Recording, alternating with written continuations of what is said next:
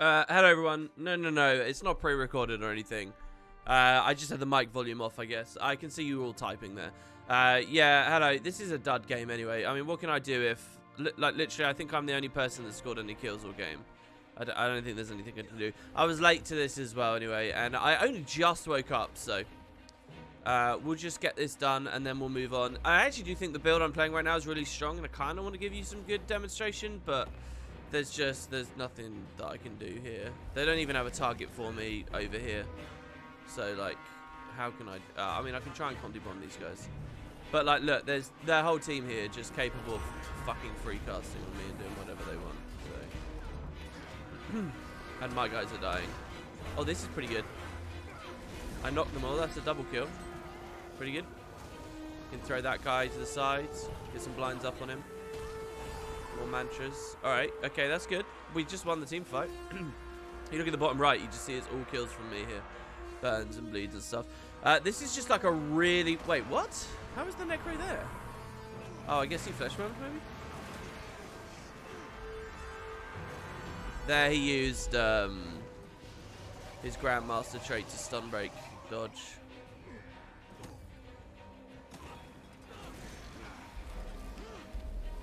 We can just keep CC chaining him now. I don't really have any mantras, so we're going to get the damage going. Got a fucking ranger on me now. Since we won that fight a second ago, it might be winnable. We have to get into mid.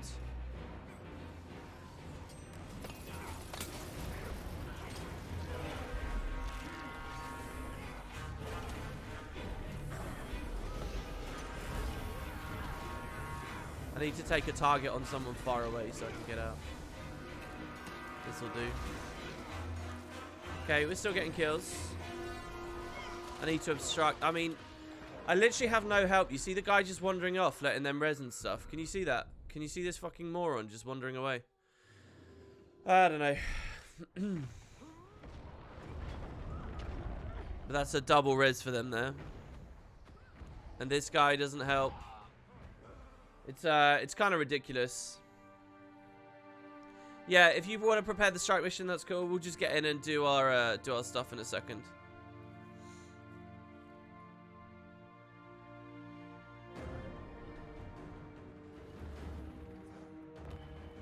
Skill clicker, yeah, I did skill click a couple of times there. I'm clicking on this mantra here at the moment. What the fuck? Like, I can't even get away from spawn. Okay, this guy's... he's infused, so we should stop attacking for a second. Unfortunately, against Condi damage, we can only do so much. Hide here. If they drop down, then they die. This guy did. I cancelled my own thing, actually, so they might not... Fuck! I cancelled my own bubble. This is really annoying. This is shit. This is why I don't stream PvP. Because if you ever try to stream, you just get these horrendous games filled with just, like, impossible situations.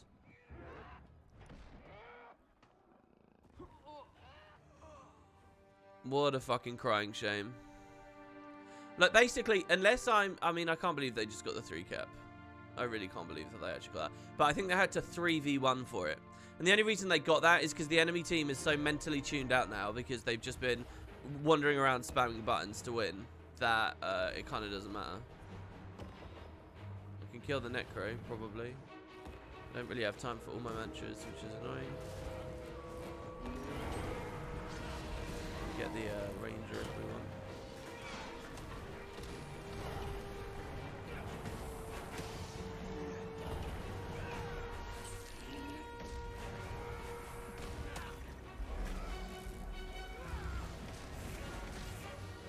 Dude, how is this guy cleansing as much as he is? Oh, for fuck's sake, I couldn't even get the thing. How is he cleansing as much as he is? Oh, it's because he's blood. When he leaves Shroud, he cleanses.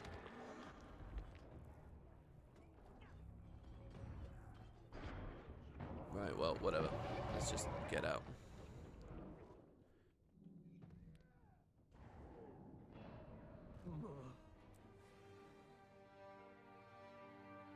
Fucking gazelle. Random gazelle shit as well. Dude, this player.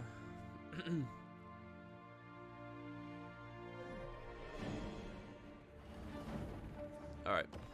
So anyway, one of the reasons I wanted to start on this here, let's get the stream going now. Well, let's see what we did there as well. We got top damage. We did 30% of the team's there. I had a 3Q. This is the thing. You get these, like... This is the problem with unranked sometimes. You get... just very weird situations. Anyway. What I want to do is show you guys that I bought some Mad Realm weapons, alright? So let's continue on with the story. I bought some Mad Realm... everything for this build, basically, I bought in Mad Realm form. But then I decided I preferred the look of some other fiery stuff instead. So, I'm not using it anymore. But, yeah, I did do that. And if you have a look, I guess this is with the Strike Mission Squad. At my achievement, festivals. Wait, what? Where are we? Collections. So it's going to take a bit for my brain to spin up here because I only just woke up. But here we've got three weapons that we don't have. The rest is all done. So we are drained on cash pretty much. We're down to 160 golds, which is a bit of a shame. The other thing though is I did the reward tracker a couple of times on this character. By the way, this is the Dragon Hunter we were playing and it's promptly going to leave PvP. We're just going to go back to the Dragon Hunter build there. We're going to leave... we're going to do fractals with him later, but the thing that I want to do first is use my Kraukertites. So before anything on the stream, let's go back onto our engineer, who now has that last bit of Kraukertite for those last couple of ingots to make the irradiated vision crystal, to make the stellar sword.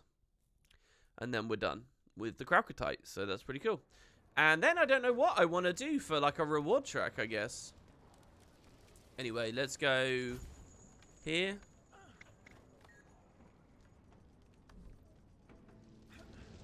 Krauk. Oh, no, we need to go to the Astralarium first, right? We're going to go back to the Beam of Light, because there's what we actually technically needed was the stuff for that. So, hold on, let's just withdraw. Wow. I typed that so ridiculously poorly, it's unreal. So we'll have a little bit left over. We'll have like 1 ingot left over and a couple of ore left over, which is actually kind of good because I want each slot in the bank to be filled with at least 1 of each item. So we'll be in a situation where that's the thing. Ratchy says the Royal Flame Sword would look amazing on the character. Yeah, maybe. I think I was using it for a bit. The type of like yellow and like orangey color it is though is a bit different to the Hellfire set.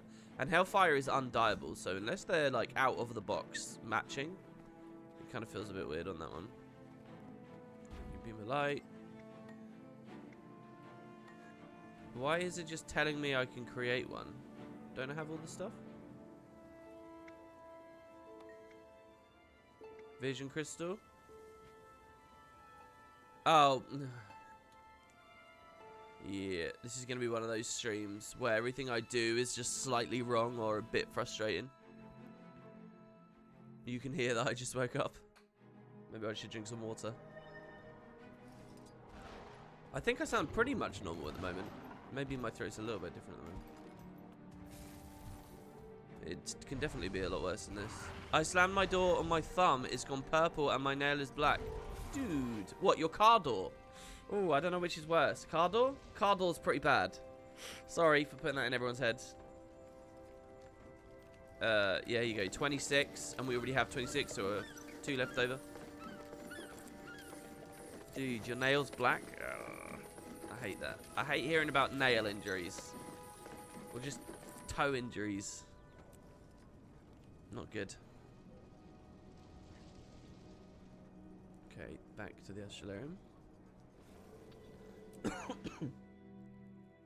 Just logged in Strike Mission Squad in preparation on EU side. Yeah, they're doing it on EU. Yeah, so if you want to do that, you're more than welcome to. I've had a car run over my toe once, so I feel you. Nails take a lot of time to heal. If a car's moving fast... Oh, no, that's wrong. What is it? Is it if a car's moving slow enough or something? There's a way to actually take, like, minimal damage if you get ran over, isn't it? I know that sounds ridiculous, but isn't that a thing? Alright, we get the crystal. I'm back again.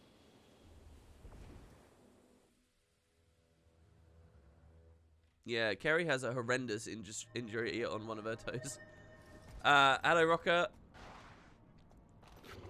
How's it going? You're about to enjoy, you're about to witness the final stellar weapon in the game being collected. And thus, the conclusion of Living World Season 3. Unless I'm forgetting something, but I don't think I am. Okay, so swords, we already have. Shield, we have. Mace, we have. Hammer, we... Oh, wait. It's because I need to type Stellar. There you go. And then here you go. It's the Stellar Sword. This is it. Here you go. Stellar Swords, requiring 1 Nadiger's Martial Inscription, an Irradiated Vision Crystal, 1 Delgimore Steel Hilt,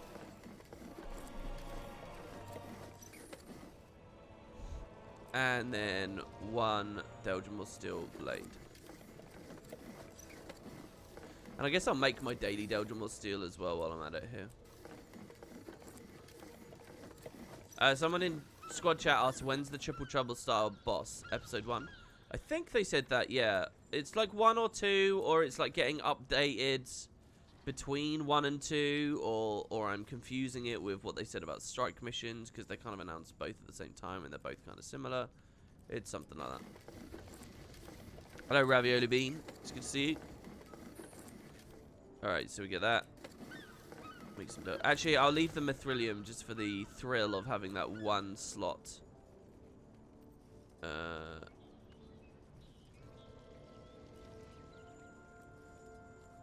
Filled in my collections, because it's very important. It's all very vague with ArenaNet. Well, actually, I think that's a really unfair thing to say, because I think that a lot of the time ArenaNet leave their information so late that they're actually not vague. When they come out with information, it's not vague, and it's like 6 days before the fucking actual thing drops. I don't think that's fair, actually. I think in this instance it's vague, because in this instance, as little as people would like to credit it, the devs did announce a fuck ton of their intentions well in advance. If you remember, a lot of the stuff they were saying about episode 1 and 2, they had like barely anything. They had like almost no concept art, and the concept art they had seemed very quick and haphazardly done. And they had, you know, like, they were very vague about pretty much all of it. And I think they were just kind of breaking their stride to get that information out early for the presentation, because they were so caught adrift, you know, since the layoffs and stuff. I think they really, really pushed to get that, and I think that's kind of a specific situation that we're in right now. Drakari's in episode 2, and it's a world boss. There you go. Alright, everyone's at the strike mission. What do I want to play in the strike mission? Let's play this again, I guess.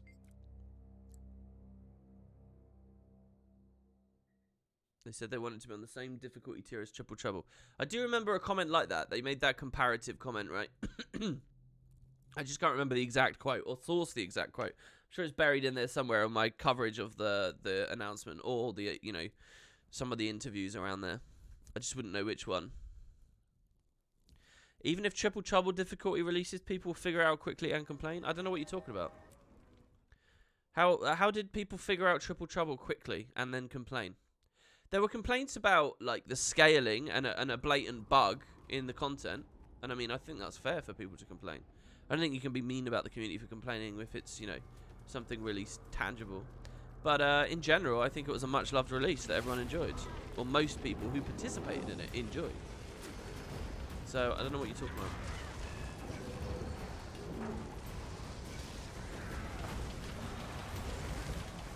Who's excited for Octavine or Garen? Yeah, like Kerry said, there's, you know, you can get 20k gold. If you've got like that slight, like, fortunate mindset about you, and you think that, you know, you want to roll the dice. Personally, I don't really do that kind of stuff. I feel like I'd just get too depressed if I tried to roll the dice too much. So if a good thing happens, I'm just like, yay, cool. But, you know, like when I'm opening all of your hearts and keys, it's not because I'm specifically going for a Black Line contract. But if I get one, that's cool, you know. The only way I'd do Garen is if I need, you know, the currency for machetes or whatever. I wouldn't just do it hoping for a thing. I never really did. Actually, I tell a lie. When launch was around, I did do Jormag, specifically hoping to get a precursor, because that was like a renowned precursor spot. I would often do that, but you know, there was very little going on with the game at that point, so I don't think I should stay for the Dust Devil. think it's really necessary. I wish I wasn't caught on this fucking super speed elite shout. Oh, what we should do as well is we should check world bosses really early on today's stream, because if it's the three-toed Tootsie or whatever, can someone in chat tell me how early three-toed Tootsie comes up? Can anyone do that?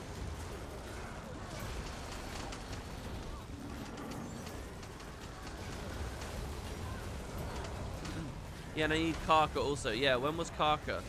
I got to throw an egg at the Karka, that's true.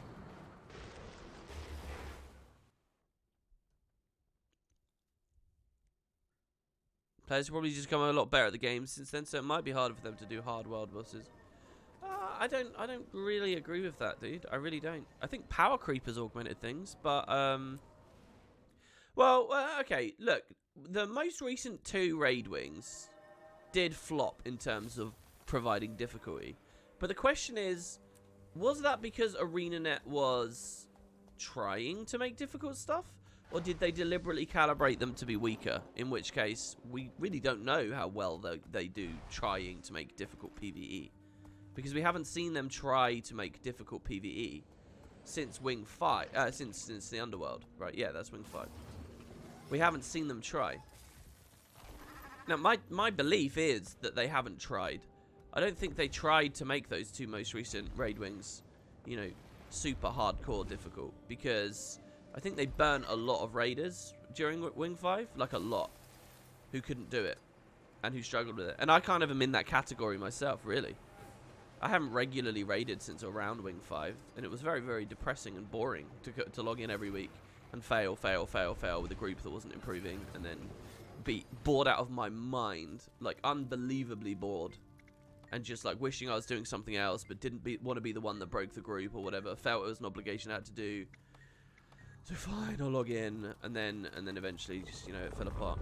So I don't know. I wonder if ArenaNet saw all the fucking semi-casuals or full-on casuals like me, and just thought to themselves, "Fuck it, we're not gonna do hard ones anymore."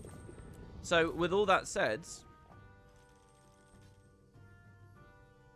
maybe this will be different. But then the question is, why would they re-embrace challenging content only in the open world? I think I remember saying this when this was announced.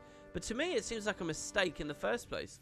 Because what happened with Guild Wars was they started pursuing difficult stuff, and they did tech, and they did triple trouble. And some of the community loved it. But there were all these annoying problems, like map lag, and trying to get into the map, and you couldn't have any control over that, and visual noise spam, and diminished sense of what you're doing, because you're just 1 out of 50 players. Those were all problems they saw with tech. They tried to address them a little bit with triple trouble by having you split to 3 areas of the map. But still, there are all these problems with grouping up and waiting on these massive 2-hour windows in order to spawn the next boss. And they saw all of that, and they saw a community that liked it, and they thought, all right, well, let's just package it differently. Let's do it as raids. Let's have a lower player count, a still large player count, but a lower one than 50. Let's allow people to respawn the bosses instantly instead of having to wait 2 hours each time and all the busy work. Let them create their own instances and work it on their own, you know, with their own specific people, instead of risking having green-geared randoms trying to kill it with them. And that's raids, right? So that's all good, and then raids are there, and then you'd think they'd just keep developing those, and they figured out the game. And now here we are in 2019, and they haven't made any particularly difficult raids or particularly difficult raid CMs for ages. And they're going back to open world. It's just like, what? I don't get the logic. Like, I miss the whole tech triple trouble thing. I really do. But I don't get the logic anymore. Ooh, fuck. Come on, I didn't move, and the first wave breath didn't hit me, so why did the next one?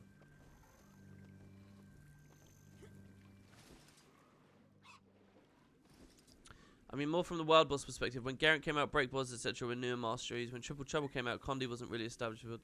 You might be right that the addition of break bars. Have they ever made difficult content with break bars? Well, yeah, I think Wing 5 is post break bar, and Wing 5 is post Condi stack. But I know you're just trying to say world bosses. But I mean, what boss have you seen they've tried to make that's difficult? I think the Death Branded Shatterer, I remember actually struggling on. when that first came out in Istan. That's pretty new. And I don't think they were trying to make it really hard. People obviously figured it out, but you don't have a guaranteed certainty of that dying, and that's one of the reasons why I think a lot of people don't go there. The Shatter rework, was that trying to be hard? I actually don't think it was in the end. I think that was kind of a messy one in that they talked about a rework. Fuck. I should have gone into his portal there. I might still have time. Oh, I do. Awesome. I think that was a bit of a messy one in that, thank you so much for that, Kato. The devs made a pretty vague statement about it, and a lot of us then went off the deep end excited because you know in principle it's like some of you guys won't know anymore. You'll be too new to the game. But when launch happened, Tequato was really easy, like pathetically easy. Like you could solo him without taking any damage easy because you just like stand outside of some of his animations. And then they rebuilt him 1 year after release. Tequato Rising, LFG came in and they rebuilt Tequato at the same time, right? They reworked it. So then like 3 years later, they're reworking another one. There's a trinity of world boss dragons from vanilla. There's Jormag, there's the Shatter, and there's Tequato. So if Tequato got it, then they talk about the Shatterer, and it's like, okay. But then, so that's what the community thinks. But what was actually going on there, the devs were kind of clear about it a bit later, that I think it was just like one dude at the studio had been tasked with fixing that stack spot, you know, that everyone just stacks on that hill and nothing else. And they had just been really enthusiastic about it and made it like a bigger update. And did the gliding and added all those new mechanics and stuff. But I don't think there were any like real design chops behind it. I don't think there was any like in terms of like trying to make it difficult. I don't think it was the same as, it was definitely not the same as Tequato Rising. So I don't think we can chalk that up as ArenaNet failing, attempting to add difficulty and failing in the open mod. They just wanted to split you away from that stack spot. And of course the delicious irony is that they couldn't even do that. They failed in their one goal. Excuse me. 3 more recovered artifacts. Legionnaire Firebrand. Not much else. Okay, races. Let's do these. And then we are free to do whatever. We could maybe do fractals, or we could get back to the collections. I kind of want to do the collections. I don't know. I'm enjoying those at the moment.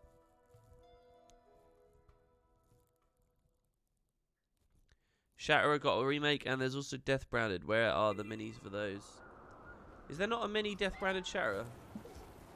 I always get confused with that because in Guild Wars 1 we had Glint, the dragon, and she was too big with too many moving parts to be a mini.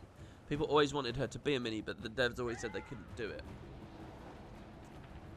And especially so because there's an equivalent to Glint, Kunavang from Cantha, another dragon, but she's like an Eastern looking dragon. Like she's like a serpentine, like swooping dragon. And there was a mini for Kunavang. She was actually a really rare and expensive mini because you could only get it with the collector's edition of Factions. And they released the collector's edition of Factions like right before or just as collector's editions for games started becoming this big money maker. Like I think most of us, even those of you who are quite young in chat right now and sort of just getting to know video games and whatnot, most of us get like the phenomenon of collector's editions, and most of us probably have bought a collector's edition at some point or have taken a stance against them because we don't think they're value for money or whatever, right? Like they're a pretty known quantity, but around then it was only like certain PC games and sort of not always big mainstream games that did those big collector's editions. They really started picking up in the early 2000s and really hitting a flashpoint in the late 2000s. And Factions was 2006. So, like April 2006. Prophecies was April 2005. Factions was April 2006, I think. So, anyway, not too many people bought it, so there weren't too many in the minis. So, Kunavang was this big special dragon mini. Where's the Glint one? It's got too many models. And now I always think of that when people talk about a Shatterer mini. Is there a Shatterer mini? Because the Shatterer is kind of like the next gen big dragon. It was the first one they worked on with Guild Wars 2. Let me see. No, there's no Shatterer. I like how the game just got me to type Shat into the box there. Okay,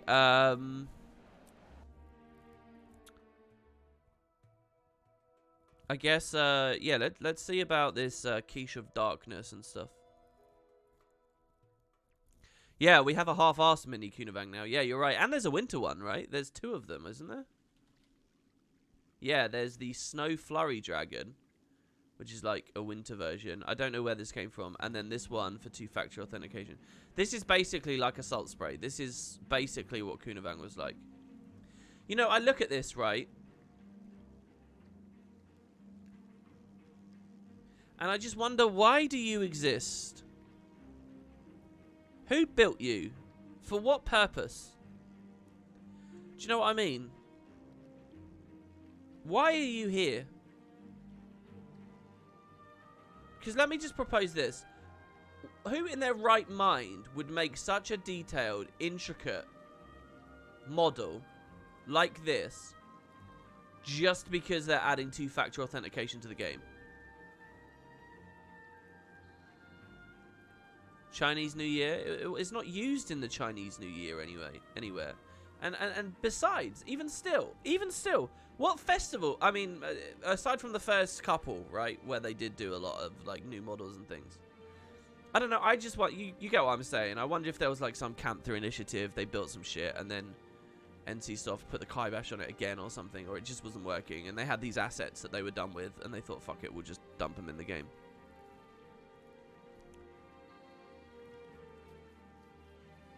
Flurry Dragon. Yeah, he animates the same. He's the same skeleton, probably, right? Isn't that the thing?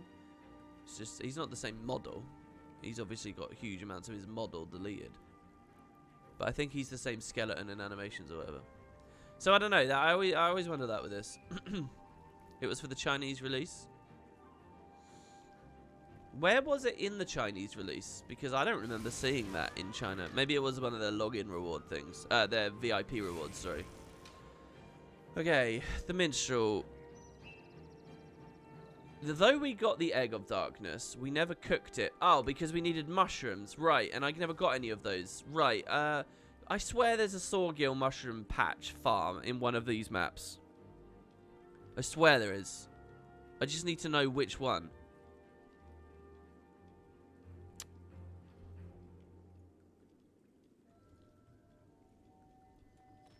Sawgill, mushroom, patch, guild wars. Oh my god, I can't type. I actually can't type. I've become so dim. Sawgill mushrooms, guild wars. Dragon Sand has some. Venombrink has some at the Dry Step Bases, and Thistlevine Ravine. This is Thistlevine Ravine here, so let's just go look there, I guess.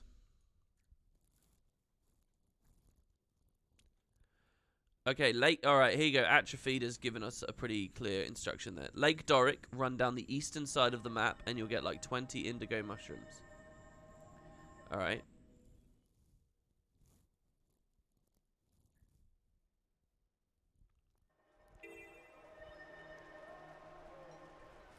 It coincided with the festival, I'm sure. Old Zion's Arch had Chinese lanterns all over it and stuff.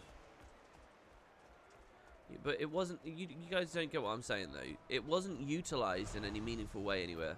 You're telling me that there was that. You're not seriously proposing that that giant dragon was in a festival, wandering around, or some interactable NPC you can speak to, and I don't know about it. Believe me, it wasn't used in a festival. There was no big dragon or fucking dragon offering quest or dragon spectating, you know, some mini game or whatever. It wasn't used. It wasn't flying around in the sky like we see the Shatterer and stuff in the new Dragon Bash. And even that is just a reused model, right? We just made it holographic. It wasn't used. What's the point of this, the mushroom thing? We need mushrooms because they have a rare chance of... and we still have the item booster and stuff on, which is good. They have a rare chance of dropping these indigo mushrooms. Oh shit, wait, did we only need 5? I think we're done. Let's have a look. Oh, about the dragon mini. It was just the proposal of why does it exist? What was it? Does it potentially exist because the devs working on something camp related, and then it was told not to, and they had these models, and they were like, fine, whatever. Mushroom. Yeah, you go. Quiche of Darkness vegetable mix. 5 indigo mushrooms with some cheese, onion, and asparagus spears. And then we can go to the word quiche. I really want some quiche right now. Alright, and there you go. We get the Quiche of Darkness. Minus 20% incoming condition damage and vitality. Weird. It's strange how they decided to balance the actual effects of these, because it would be weird for them to kind of add new meta foods, but you only get access to them as a part of the Minstrel collection. I mean, it is tier 1, so it's not necessarily massively gated, but still. Alright, purchase the recipe for this egg dish from Grandmaster. So this is the Swiftly Scrambled, which we can't do because of 3-toed Tootsie. And then the other one is egg in a cloud. Let's see what the egg in a cloud wants. It wants the egg of winds. Now, was this the one from the hidden garden?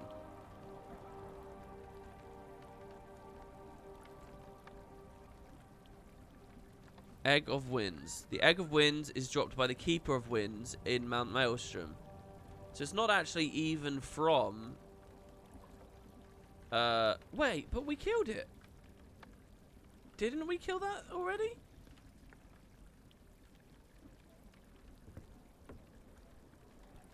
Oh, no. I think someone else killed it. And we just walked through the portal, right? Alright, let's try again then.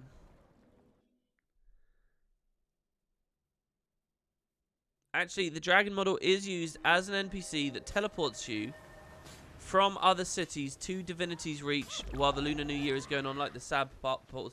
No, if look, once it's a mini, they might use it for... this is kind of frustrating. How do I articulate this to you guys? Once it's a mini, okay, then yeah, they're welcome to reuse it with the repurposed Divinity's Reach, whatever. But doesn't... I'm pretty sure the two-factor authentication mini initiative predates... they're then adding it to a festival. The fact that they get a little bit more value out of it and add it as a festival now is fine.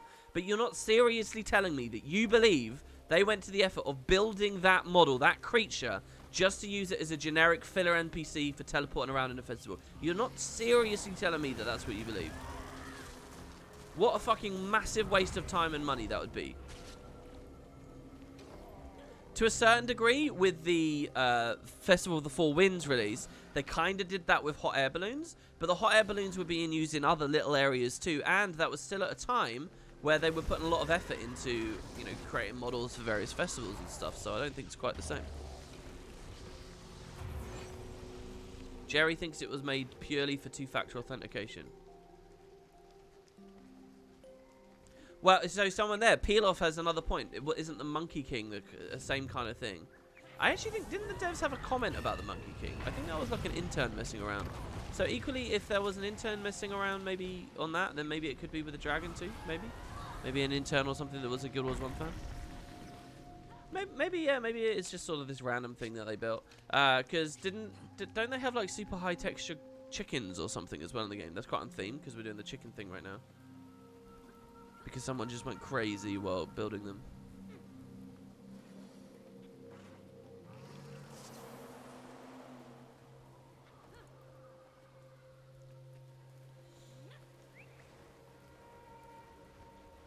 I think they wanted a cool mini for people to want and to use the SMS thingy. At the time, we didn't have many cool, big-looking minis. You guys are crazy. Honestly, that's so bafflingly weird that any of you would even remotely think that. You would just take any... if you want a big mini, you can just have anything in the game and just make it big.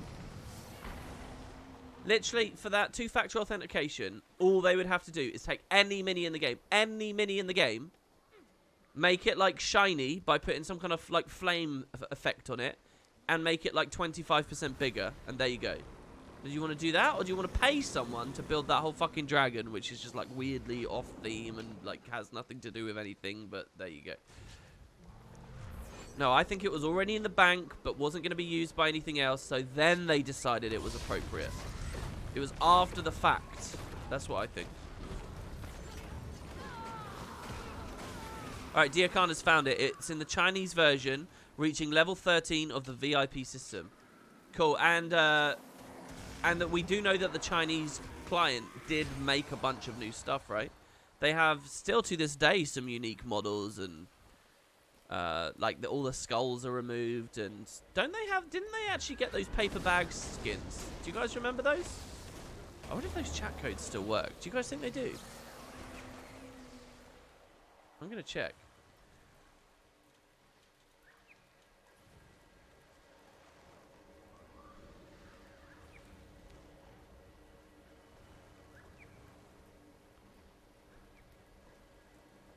Yeah, data mined in 2013. Let's see if it works. I wonder if it works. I bet it doesn't. I bet they're bugged now. No, they do still work. Here you go. Dude, I can't believe they still work. Look, content, guys. Alt-tab. So, this is a skin that was mined in 2013. Still exists in the client to this day. So, this is the blushing paper bag. And I'm pretty sure the Chinese do actually get this. We didn't. We didn't get this. This is the blushing paper bag. Has never actually been acquirable.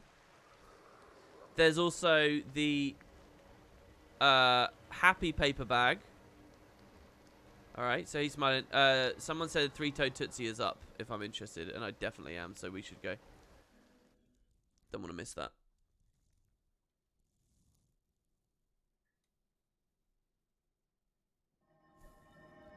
Okay. How do I get up? I'm assuming it's that guy there, bird swing. Can I just jump over this? Please tell me there's no invisible wall. Please tell me there's no invisible wall. Okay, good. There's three-toed Tootsie. Okay, good.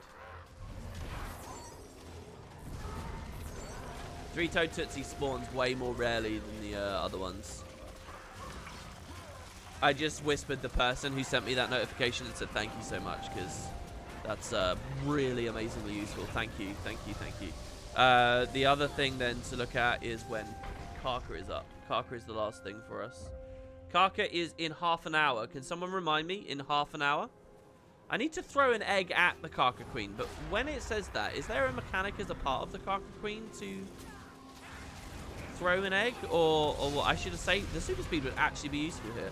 I should have saved it for when Tootsie runs off, though. How did she reset her health, really? We don't have to... I should have stayed for the 5.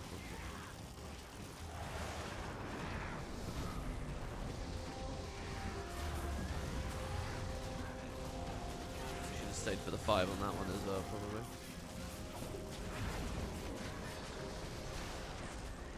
Alright, that's cool. Do we get it? There you go, the Swift egg. Nice.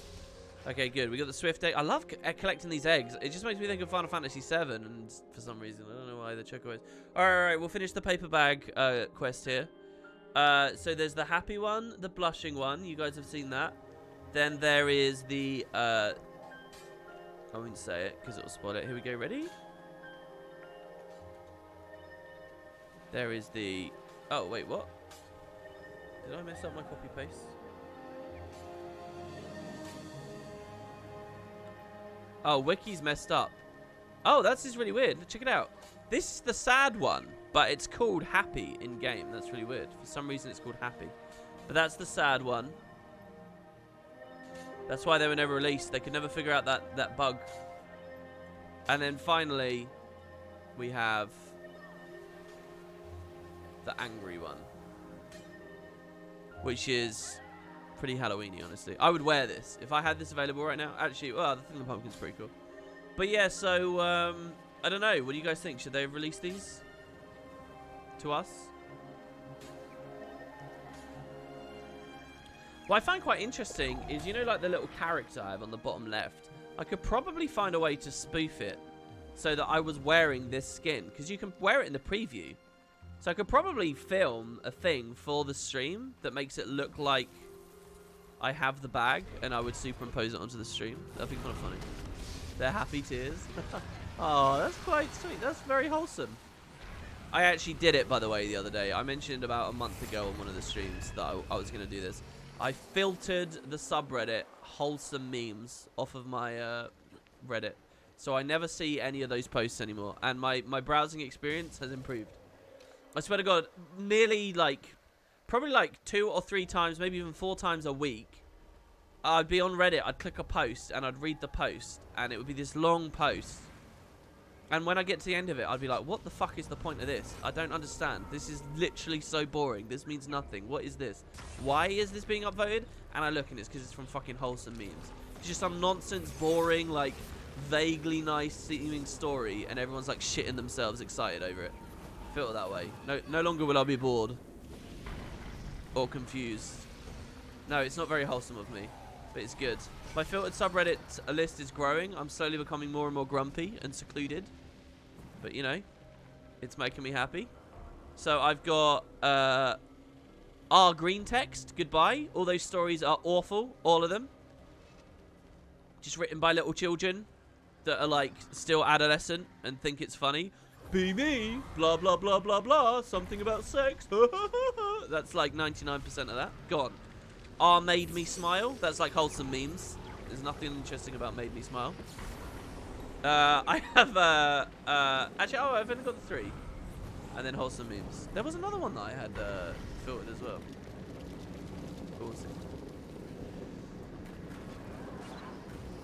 I'm bored of human kindness. Oh, I know. Are you fucking sorry? Is fantastic. I don't think I've ever seen that, Kerry.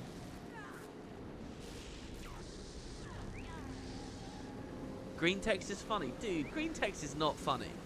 They're all like, they're all really cringy posts that like people think are being edgy, but they're just so non-edgy and they're so like well-trodden material that it's boring. It's legitimate. It's cringy because it's boring. Like literally, there's nothing worse than a joke falling flat. And nearly every single one of those jokes is a boring like joke that I like enjoyed when I was genuinely like 14 years old, and then maybe a few times since, and now it's just like, it's just completely nothing. There's very little, very rarely ever anything original on that subreddit ever. Make an edgy deep green text. Be me, be in class, girl I like sitting next to me, TFW I poo myself. And then you put some face there. Oh, there you go. That's a green text. There you go. That's a fucking 100,000 upvotes for you on that subreddit. That's what that subreddit is. Oh, it's so entertaining.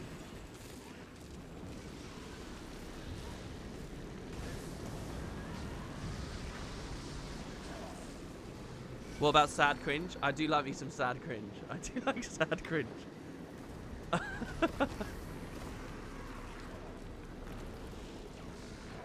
I just got here. What is that mask or hat? This is an unreleased item that I kind of want to show. I can show you guys some more unreleased ones if I remember them. I think there was a there was like some really dressy princess thing.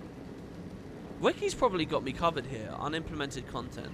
I love browsing the unimplemented content part of the Guild Wars 1's wiki.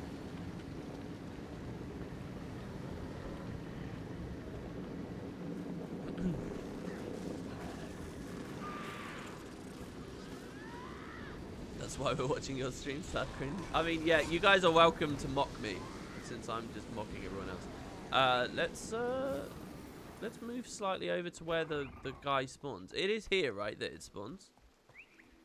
I'm not crazy. I mean, we can do the Ley Line Magic event as well. I need to test the paper bags on char. I'm not going to swap to a char and then re-ping the code, but yeah. Oh, yeah, look, here's some. This is an interesting one. Someone's just whispered me, Atrophied. Says, this is a fun thing that never made it into the game. Battle Report, Duke Barradin. So check this out. All tab over, guys. This actually did make it into the game. This is, yeah, there's probably a YouTube video in this, actually. If I just got all the chat codes together. This is from the alphas. And I actually have some footage that you can see of this being activated. You would, actually, I don't know where this one came from in Plains of Ashford, but I knew what a lot of the Queen's Cell ones were. Anyway, so, double click to gain a skill point, Creature Codex. A report from the largest scale ghost assault in recent history. Tribune, Whitlock, Brimstone, and a collection of crack soldiers expertly turned the tide of the battle. That's a description of the opening story mission. And then when you, oh, I can't preview it, I'll do it. But that used to play a cutscene when you double clicked it. It's like almost like a Vista sort of. Yeah, I probably talked about it recently because I'm obsessed with all that old stuff, that old alpha stuff.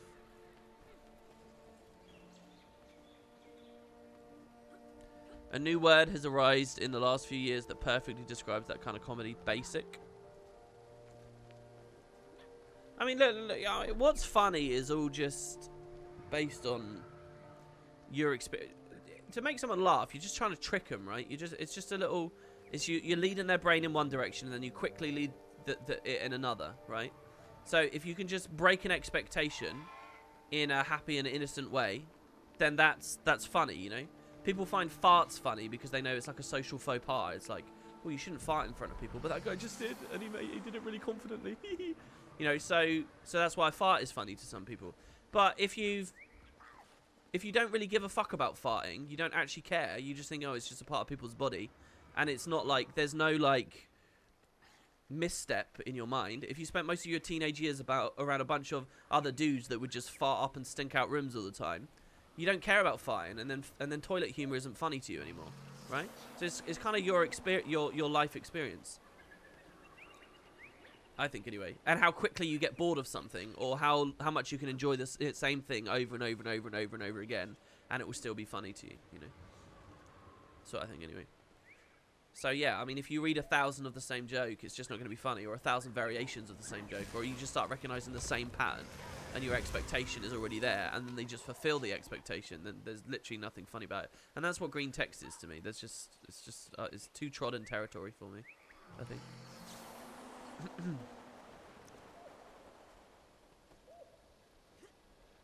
WP strikes me as a guy who would go to a magic show and tell the people next to him how the tricks are done. No, because that ruins it. No, I wouldn't do that. I know how to tell a joke as well. I could tell a joke without ruining it, you know. Jesus, where's this thing? I get that people want to laugh and have fun. I like how I have to justify that to the chat now. Farts are funny though. Yeah, I'm just thinking of the inevitable dude in chat that's like, oh, I spent all my teenage years farting and laughing at it, and now I'm 55 and I still laugh at it. You know, there are going to be people like that. I think there's another side of it as well, which is if you have eventually recognized something makes you happy over and over and over again, you might not be able to get bored of it anymore. It might just sort of, it might take you back to that happy place, you know. It's a bit like, you know, I quite enjoy very screamy, heavy, like loud metal music, right?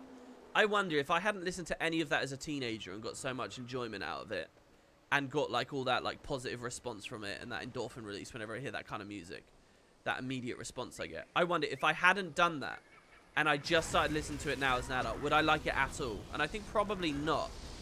I think probably a lot of what I get out of it now is just like this weird like thing baked into me because of those formative years, you know. And maybe maybe humor is a bit like that as well, you know. Maybe you can develop that sense of humor in some way when you're young, and it'll stay with you forever. But a lot of things that I've found funny in the past, I'm bored of now. I don't seem to be able to like hold on to, you know. I don't know whether that's a flaw or what.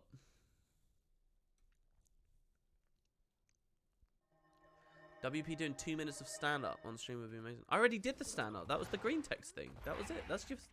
But I'm not like... I'm not smart. I'm not witty. Yeah, it takes a lot of intelligence to be funny. Like, genuinely. I really do believe that. I don't have any of that. I do not have that talent. You know what I have a talent for? Posting chat codes, rehashing trivia you've heard 1,000 times before, and crafting eggs in a cloud. So we got some green onions, salt and pepper, cheese, and an egg of winds. I like to think I could make all of these. But hold on, egg in a cloud is a real thing, IRL, right? How do you do how do you make it cloudy? I don't know. And then the quiche. No, not quiche. Stop talking about quiche. It's just because I want to eat some quiche. Swiftly scrambled eggs. Swiftly. There we go. Alright, a swift egg, butter, salt and pepper, and buttermilk. This seems, I mean, I'd definitely have this as scrambled eggs. Buttermilk scrambled eggs, though. Is this like an American word for something? What is buttermilk? Because I don't think I've ever had it. What is buttermilk? Can someone fill me in? Is this like evap? Is this like, is this just like full fat, not semi-skimmed or skimmed? What is it? It's like sour milk? You can get it in the UK? Oh, it's sour milk. Sour milk scrambled eggs. That's weird, because now that I think of that as sour milk, this doesn't taste nice anymore. Has anyone ever made scrambled eggs? Anything like this? Alright, well, there you go. Anyway, swiftly scrambled eggs. So we can eat that. Alright, and now Karka is in 15 minutes, and we can throw the rotten egg at the Karka Queen. But here's the thing. Do I need to get the rotten egg from, like, Halloween? Is it these rotten eggs?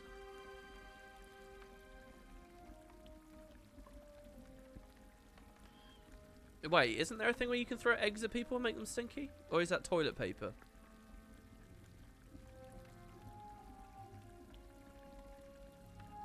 It's the liquid after you make butter and fermented a bit. Ew. It's the one she spawns. Okay, so can someone teach me the mechanic of that before we go in at some point? Alright, and then that's the Minstrel 1 done, which is cool. Let's move on now. You guys can pick. We can do the Bifrost, which I've already got a couple of items. Howler, Frostfang, or Quip T1. It's your choice, chat. You guys can type, and someone whose name I like and recognize, I'll pick their answer. Milk plus lemon juice works better than vinegar if you don't have buttermilk.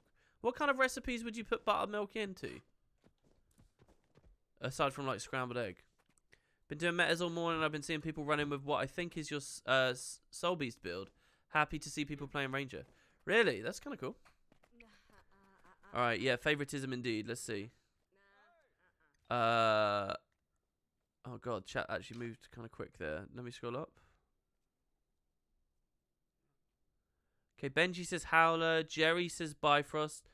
So, I'm going to do Jerry's one, I guess, there then, since he answered pretty quick. And it's kind of hard to fight with 51 months of sub. So, let's go with Jerry's there. Okay, he said Bifrost. So, Bifrost. The Jotun Star, fabled relic of the ancient mystical race, was said to call down a rainbow to the land.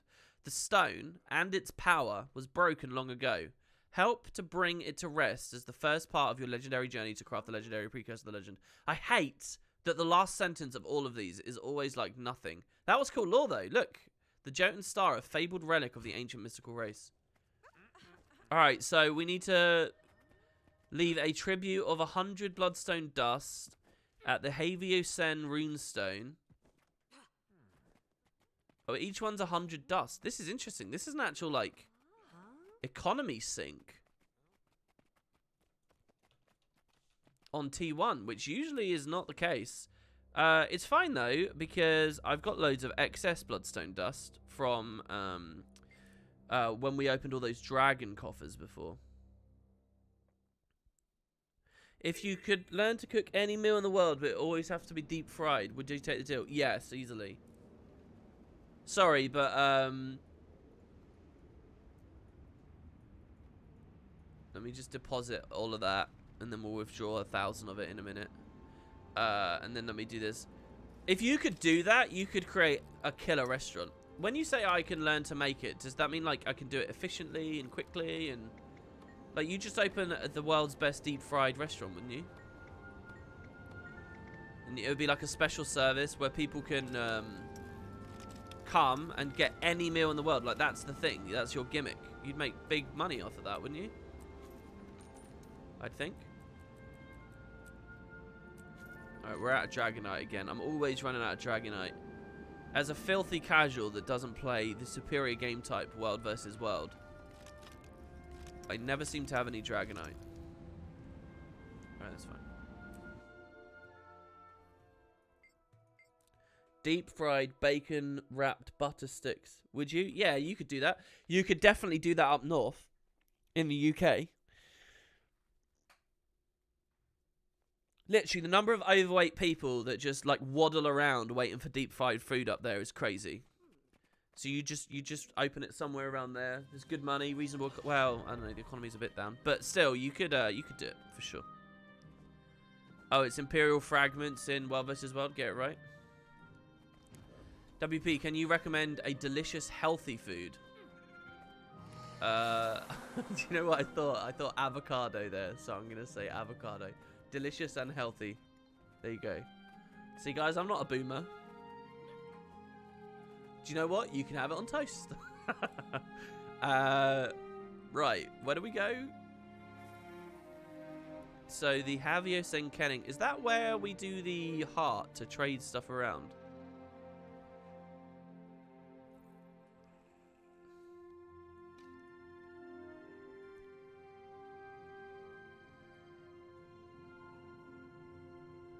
Eden Visar's Homestead. Hermit's Watch. Heart of the Bear. I don't remember any runestones in the very south of the map. I just remember the runestones, like... Oh, there you go, that's it, there, where the story is. If I had to pick one dish from Tyria I would like to make IRL, which one would I pick? I don't know. They all look really delicious, honestly.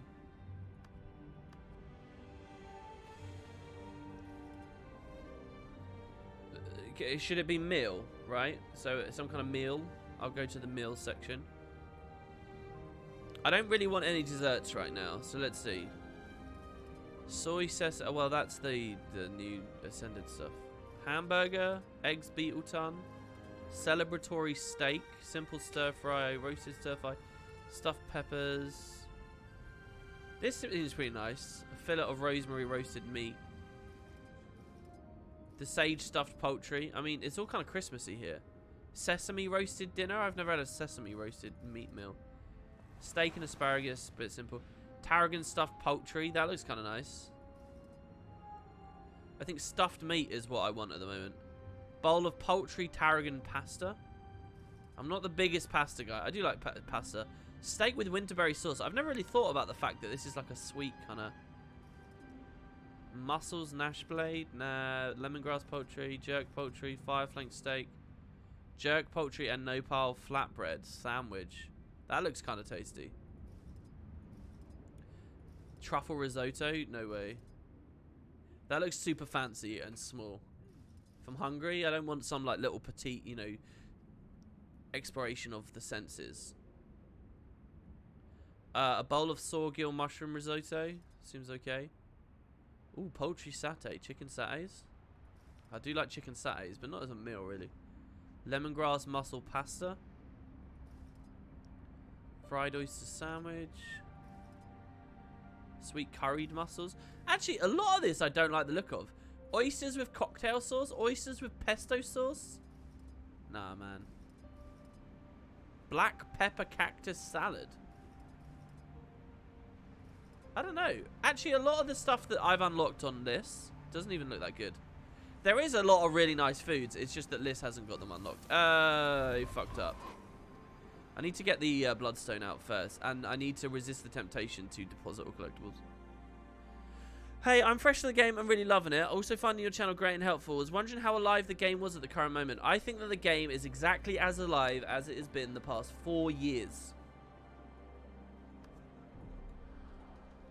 I think certain formats of the game have diminished.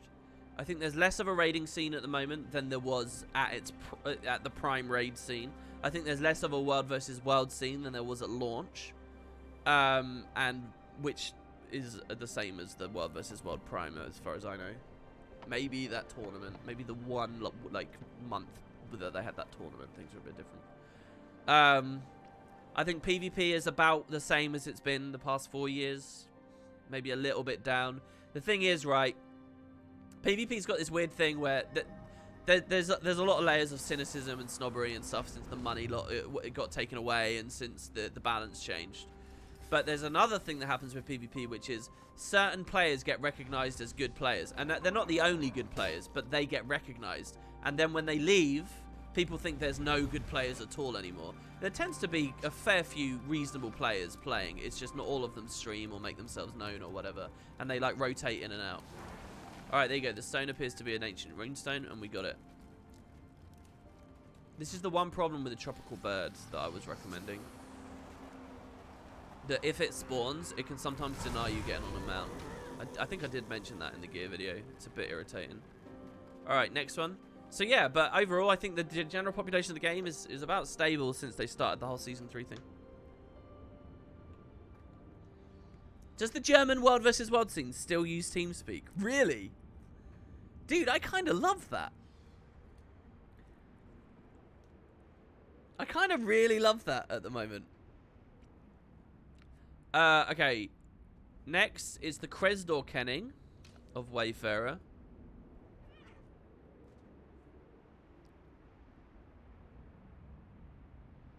I'm going to just check there, because I feel like Italians still use Vent. Dude, the Italians! No, I just feel like everyone's on Discord now. That's all it is. I just feel like everyone, like, wholesale moved to Discord. I feel like Discord came in, slammed its balls on the table and said, hey, pay attention to me. Oh, there actually isn't a runestone at this. That's weird. I was remembering these huts as being runestones. I mean, they're vaguely similar shapes, but... what was it? This is going to be quite fun, actually, to like specifically look dead in the eye the actual location of all the runestones in Guild Wars 2, where they are, and to meaningfully utilize them. It's going to be quite cool.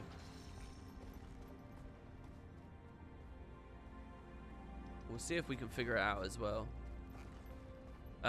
Isn't there one?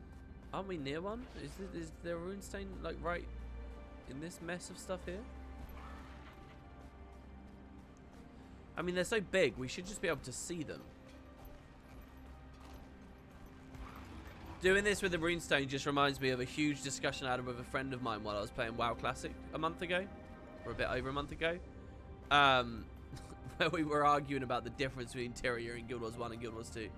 And I was trying to make the point that these massive runestones have just been placed around, but nobody bats an eye. Even though they were supposedly there in Guild Wars 1, but blatantly weren't rendered by the engine. So you know that they are distinct differences. Oh, Karka Queen's in 5 minutes. Alright guys, thanks for that. Thanks for that. I guess I'll stop. I don't know where this next one is. I'll stop so that I at least get in a mega server. Alright, and the mechanic was what? She spits eggs out and then... Am I still working on the video?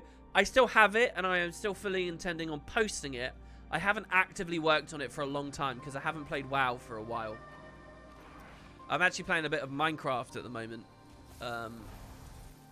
When I play a little bit more WoW, I still have the WoW sub, and when I play a little bit more, I will, you know, I'll get back into that mode, and then I'll make the video. I promise I will.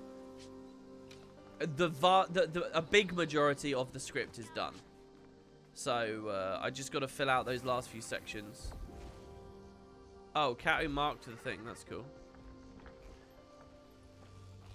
Is that her there? No. We've got to secure all 4 settlements, right? Hold on, let's just go to LFG. Open world bosses. Okay, no one's got a post at the moment, so I'll make one.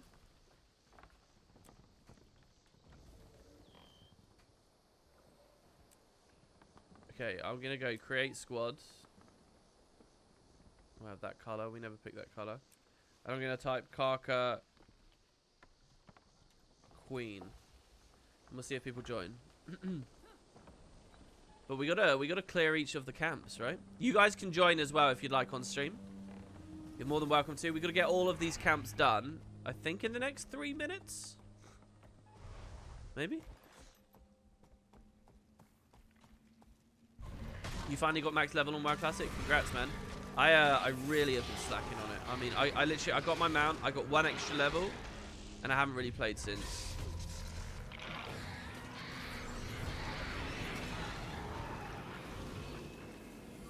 Do I lock my frame rate? Actually, no, I don't. Jerry, you've stopped? Why did you stop, Jerry? I mean, I had a bit of a weird experience on it. I was always caught behind the people that I wanted to play with because I just wasn't putting in the hours. So, and I'm a slower player as well. When I'm actually in there, I tend to not like be as focused or direct, you know. So, I don't know. I just ended up getting caught doing like a lot of dungeon grind, or I don't know. You got warrior to 50, then start leveling a mage, and then sort of lost your way afterwards. Logged off one night intending to carry on, and you just never did. Yeah, I have a moment in my script, right? A little spoiler for the script. I've got a moment which I'm actually really proud of the observation, all right? And I think I did it was a thing that I realized about games and about World of Warcraft versus Guild Wars, and namely a sub fee versus no sub fee. That I hadn't ever really realized before.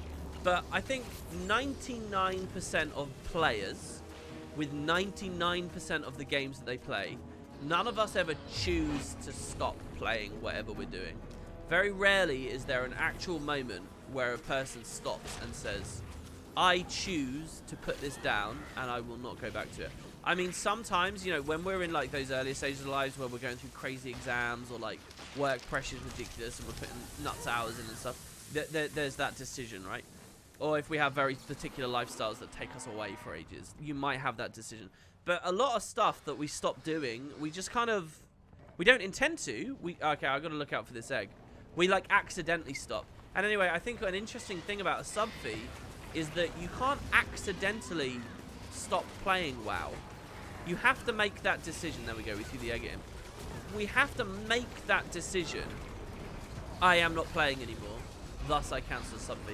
And I think that's something kind of unique to MMOs. And I think that rolls into the whole like tribalism culture with MMOs and like people constantly having to justify their own decision why they stopped doing a thing. And I think that has leaked over to Guild Wars as well, just because, you know, Guild Wars is in the MMO house, so people tend to think certain things about it, even if they're odd. But anyway, in the script, I have this very little section where I just kind of make the point that a sub fee probably helped WoW in a weird way, because you are forced to make the decision to stop playing. You probably don't stop playing a lot of the time. Meanwhile, you could accidentally stop playing Guild Wars. You could have accidentally put that game down. And it's the same for the sequel to this game. It's the same for Guild Wars 2. You can accidentally stop playing these ones. But WoW, you know, I'm in a place where I haven't cancelled my sub yet, because I kind of want to get a bit more value out of it. I kind of want to play. I just don't know when I'll put the time in. So either I keep giving Blizzard money, which they're happy with, or I will ultimately go back to it and get enthusiastic about it and start talking about it again, as I am right now. So, you know, that's like a subtle, like, that's an upside to a sub that I think a lot of people don't think about. And certainly when I remember all the relentless sub fee discussions from back in the day, the Guild Wars 1 days, I never really saw people making that point much. Or I don't remember ever seeing it. It was just a little observation I came to while writing the script. So anyway, that's just a little thing, man. See, like Jerry there says, okay, I swapped my subscription to FF14. Like that's one of the things about tribalism with MMOs. Like he made a very specific, very active decision to go from one camp to another camp. And he very much feels like, financially anyway, he's in a place where it's like be in one camp or the other. And that's why, like, I think MMO players shit on other MMOs so much, or do go to such lengths to bag on them. That's why, you know, you get people saying dead game after they quit playing, you know, one MMO or another. And that, I think there's a big part of that, you know. Like, you wouldn't go to... If someone's making YouTube videos about Final Fantasy 12, you can probably do that right now. How many people do you think are going onto YouTube today, typing in Final Fantasy 12, which is not an MMO, just to be clear. I probably should have picked a different game. But they're typing Final Fantasy 12, hitting the filter for newest videos, finding some guys like Let's Play or Final Fantasy 12, and typing dead game in the comments. Who's doing that? Who's doing that? No one's doing that. There are still people playing it, it's still thought about, but no one had to make an active decision to, like, divorce from it. That then they have to justify later, and they want to bag on the established community or whatever. I mean, there's less of a sense of community with a game like that anyway, because it's single player. But I'll propose you this way. What about, like, what was it called? Okay, so Conker's Bad Fur Day had pretty good Xbox Live multiplayer support for Xbox One, for the Xbox original. but it got removed a few years ago. You can't play anymore, right? Who's going to those videos and typing dead game? I mean, you can't actually play that, so that's not a good example either. Anyway, hopefully the kernel of the point is there. Even if it's completely misshapen and shit. Alright, there you go. So anyway, we got the chest of chicken and eggs. I like that. This is fun. So we get the essence of chicken and eggs? We do. We get the essence of chicken and eggs. Okay, and a recipe for the first tier of the bard. That's on artificing. Liz could actually go ahead and do that, but whatever. Alright, let's deposit the essence. Did you see that post on Reddit of the WoW players using Guild Wars 2 UI mod? I didn't see a Reddit post, but I do know that that mod exists. I shared it with a friend a while ago. And then I had another friend get into WoW, and he just did it on off his own back. I know that it is definitely a popular thing to do if you're a Guild Wars player going to WoW.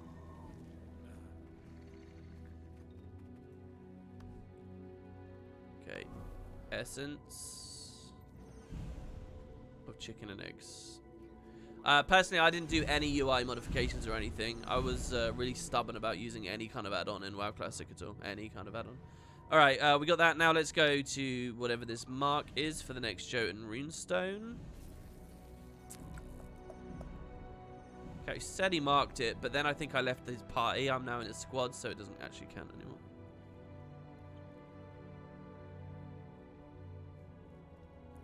There's some truth in that, but I think a lot of people stop playing naturally and then unsub when they realise they haven't played for X amount of time. But that's still an active moment. It doesn't matter whether there was a 2-year wait for that moment, or it was 1 month and then people were like, fuck, I'm not spending money on this. It's still an active moment, you know. Somewhere down the line, you are actively choosing.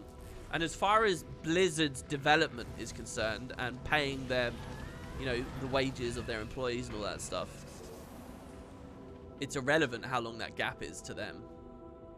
It's actually good in a way if you're paying but not playing.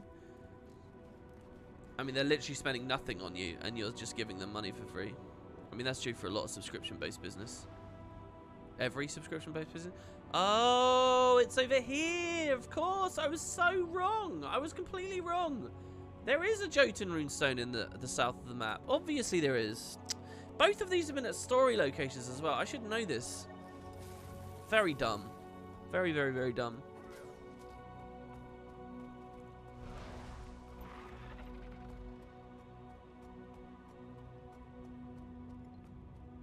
You think your favourite way to do multiplayer is Dark Souls? How it's integrated directly into the single-player game? God, you can't wait for the Elder Ring. Alright, Crestor Altar. Leave a tribute of 100 piles of bloodstone dust. I should actually read whatever this dialogue is. Oh, it's making us do the animation, like in the story instance. That's funny. Okay, we done with this map now? Yeah, we're off to Lornar's Pass now. And we're going to the Grog Shadow runestone. Which...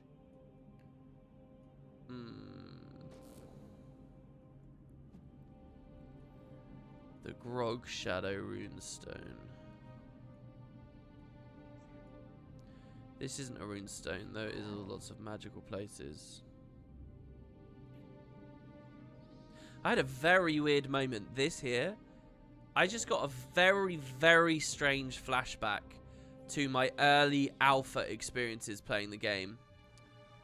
Where I came here and I saw like that event and I thought that you'd be able to open a dungeon and go in there. And I just thought of that as I saw that on the map. And I was so deeply, like, and utterly engrossed in that moment. And then I kind of snapped back to reality. And it was really weird because I kind of just realized how many years it's been since then.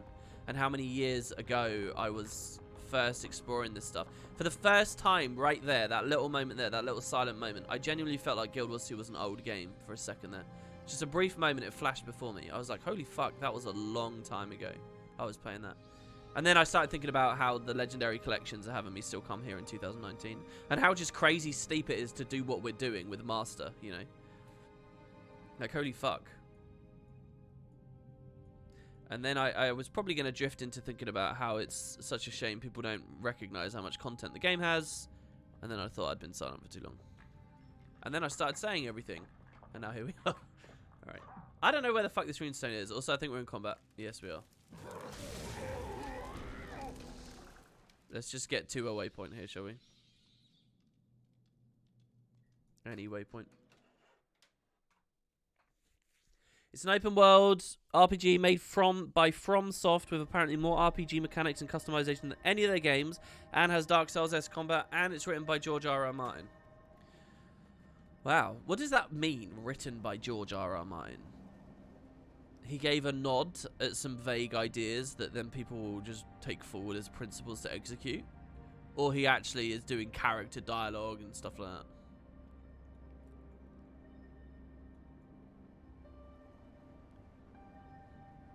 I imagine that with the kind of cachet he has right now, it's probably about to drop off big time, right?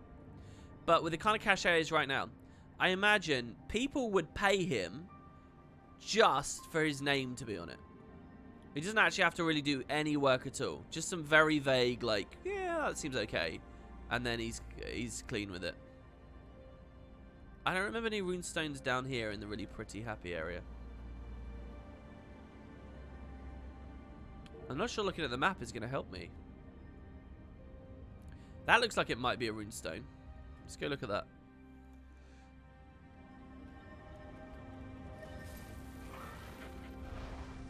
Will I no longer be able to interact with runestones after I finish this? Oh, it's not a runestone. It's one of the huts again. Damn.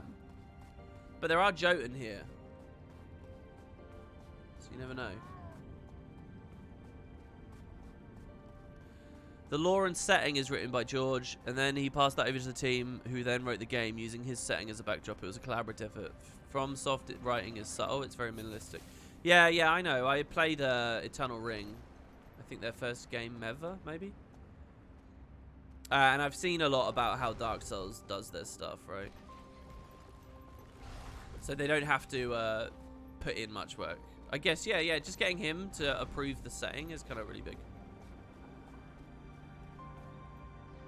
Hey, what is the Master Day 139 title about? What are you mastering? I'm mastering all of Guild Wars. I'm trying to get every single reward in the entire game. Every single possible collection and weapon and armor and achievement. That is possible to get. That's what I'm trying to do. Cat marked it again. Oh, it is in the south. Oh, yeah, I remember now. I remember that there's one there. Fuck. Every time.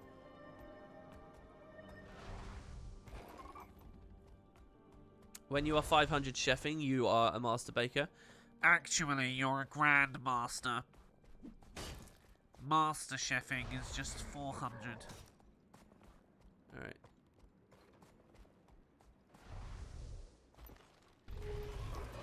Too bad players missing Living Worlds Season 1 can't do that. Well, no, because the rule set is that if it's not possible, then it's not. Then you don't have to go for it. Honestly, that's such a shitty excuse. Oh, Season 1's not in, so I'm not going to do the other 99.99% of the challenge. Come on, dude. It's just an excuse. Just don't include the Living World Season 1 stuff in your rule set. There you go. There you can do it. The stone appears to be an ancient Jotun runestone. I don't have all the Living World Season 1 stuff. I'm doing it in this anyway.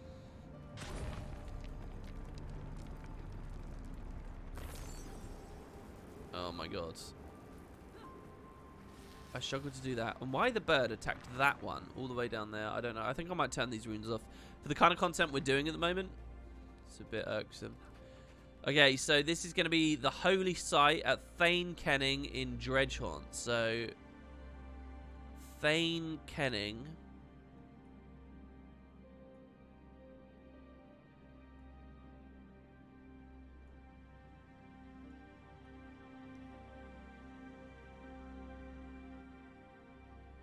There's not one outside Angvar's Trove, is there?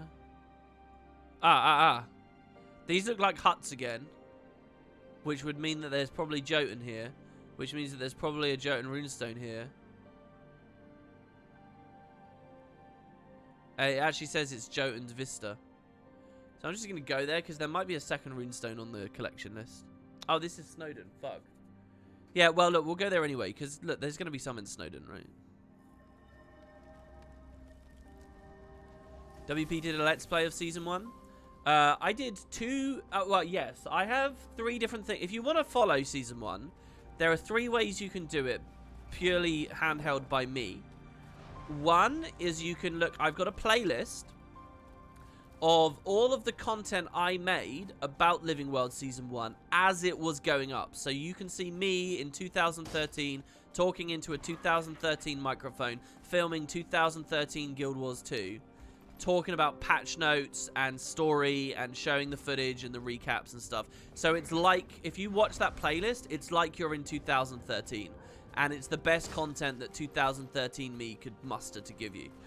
And so it's a little bit holy, it's a little bit patchy, and it's not a let's play, but it does cover the story and there are recaps, and it's good enough that I actually never used to have my own playlist for that, but the content I made was good enough that other people in the community went out of their way on their own to compile my content into playlists just so that they could follow it in sequence, and they find that that's good. I've had comments from people in the past saying, "Hey WP, I watched your Living World Season 1 stuff, and I feel like I played Living World Season 1. I have had people say that. I personally don't think it's perfect, and it's not a let's play, so there's that. You could do that. Or, in this year, in 2019, I made 2 very long videos. One of them describes Living World Season 1, and everything that happened in it, and why it's unplayable at the moment, and the whole situation, right? One of them let's plays, like right now, you can let's play Scarlet's War, this history lesson. I do a let's play of this, which is Season 1 as it currently exists in 2019, which is a hollow shell of what it used to be. So you can watch that video. Or, finally, also in 2019, I put a lot of time and energy into a lore recap video that's like an hour long, I think it was in the end. Was it an hour or was it 2 hours? I think it was 1 hour, right? It wasn't 2. It wasn't that big of a project.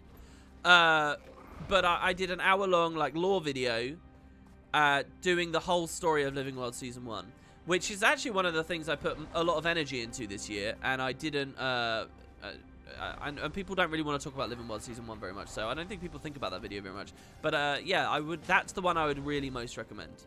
That will give you the story, but again, it's not a let's play. I can't let's play it because it's not in the game. Snowden apparently doesn't have any. You can't always see them from the map. Also, you need to kill the Joe 10 around some of the stones, like the Thane one. Alright, well, okay, so if Snowden doesn't have any, we'll just go to Dredgehorn.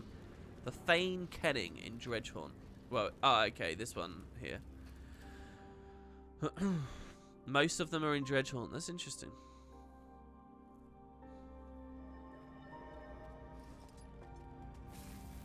It's sad that most people doing the Scarlet's War stuff just watch the cinematic recap but forget to talk to Ellen McKay again to get the lengthy voice summaries of each major NPC's role in Season 1, save for Ellen. Yeah, there's so much dialogue there, though.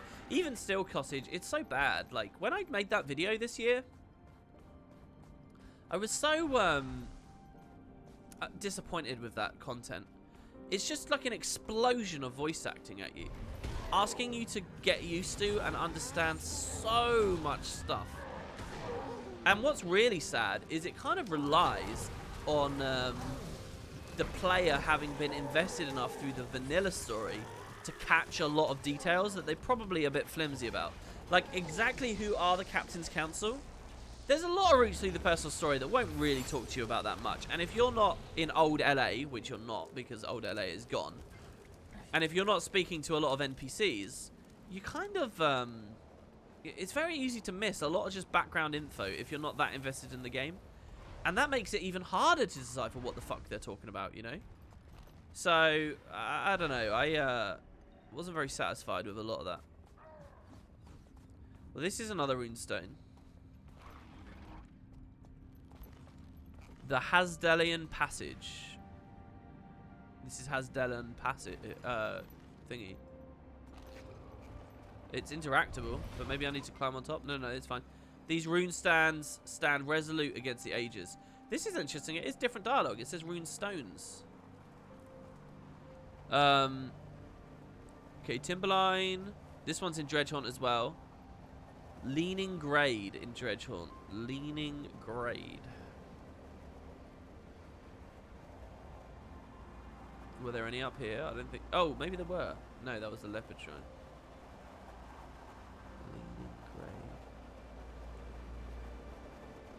Railguns.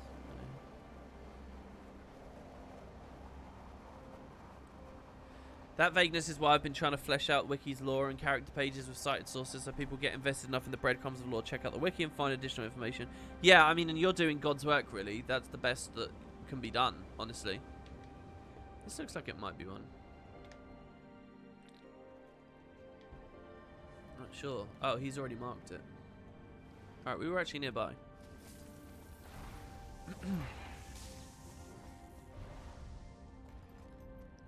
Take out the seasonal chapters. They'd gain so much from making a chapter 1 instead of recapping it. Oh, I guess this is another one where we have to kill them, maybe. Oh no, it's over there. It's that one. Yeah, the bird's going to hold me in combat, but also keep the aggro away. A very large Jotun runestone lies here. Okay. That's the Timberline one. 3 more. 4 more. 5 more in Church Hunt Cliffs.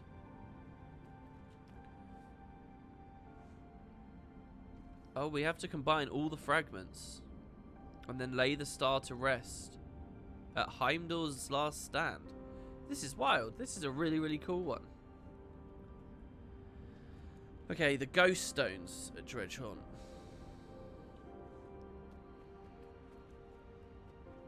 All of these aren't separate ones, right? The ghost stones. Ghost stones are in this cave. Is there really a runestone inside? A cave?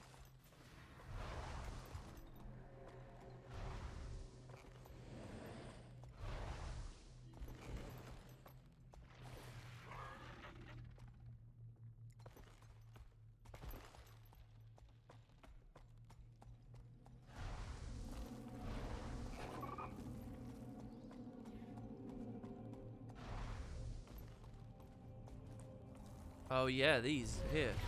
These ones still hum with power.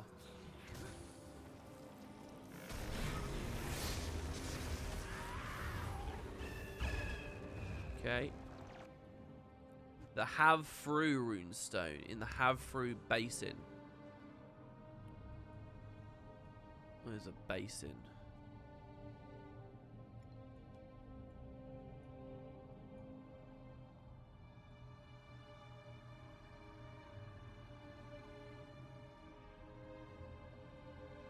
It's really weird. I never recognized Dredgehaunt Cliffs as a Jotun runestone map, but there you have it.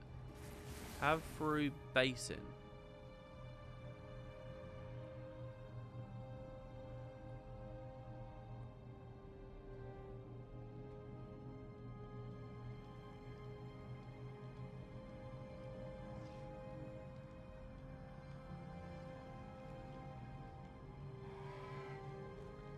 It's weird. This seems like such a small bit of water here, but there's a Quaggan village underneath, and obviously it's just that it's ice over the top, so you can't quite see.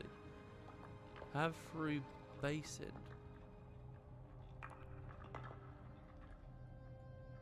I love this little bit here as well, where these two, like, you wouldn't really easily be able to tell that these are actually 3 separate maps here, just from the way that they're listed. This is like where map art is perfect.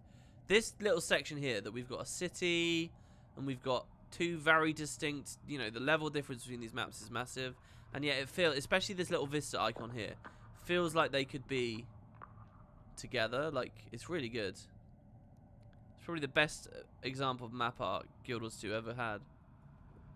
I don't know where the fuck this basin is. It's not in the middle, is it? There's no runestone. At least I don't have to go into the worst part of the map, which is inside that central place. We're in combat again. Possibly dying. Holy shit.